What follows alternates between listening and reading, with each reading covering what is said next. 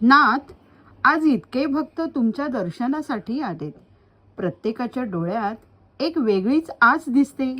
हो रुक्मिणी, प्रत्येक भक्त काहीतरी मागतो, पण काही जण असेही असतात जे फक्त प्रेमाने भेटायला येतात. कोण श्रीमंत, कोण गरीब, तुमच्यासाठी सगळे सारखेच ना? अगदी.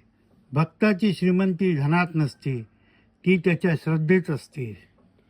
काही भक्त डोळ्यात अश्रू घेऊन येतात.